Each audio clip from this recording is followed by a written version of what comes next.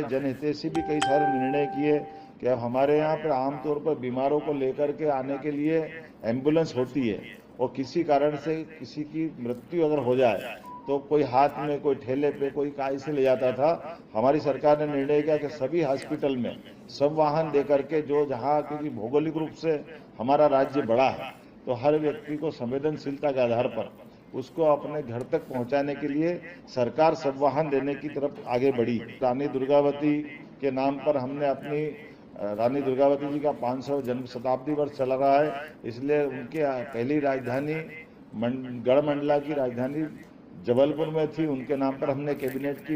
एक और उनकी राजधानी संग्रामपुर में थी, वहाँ भी हमने कैबिनेट की है।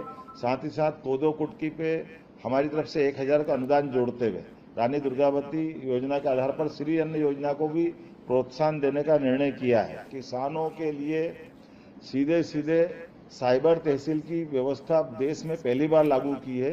अगर कोई किसी की आमतौर पर कोई रजिस्ट्री करा लेता, विक्रय पत्र का पंजीयन कराता है, तो फिर पटवारी गिरदावर के पास नामांतरण के लिए उसको जाना पड़ता है। हमने प्रबंधन ये किया है कि जो भी कोई अपनी संपत्ति का हस्तांतरण करेगा, ऑटोमेटिक साइबर तहसील के माध्यम से उसका नाम चढ़ जाएगा। ये पहले देश में पहला प्रयोग है जिस आधार पर हमने सभी की सहूलियत देते हुए इस सिस्टम को बनाया। इसके भी 3 चरण है। पहले एक बड़ा नंबर अकेला उसका हो रहा था, बाद में 1/2 वालों को भी ले रहे हैं, अब 1/3 अर्थात 1 नंबर के 3 हिस्से हो गए, तो तीनों का भी पंजीयन हमारे साथ हो ही जाएगा।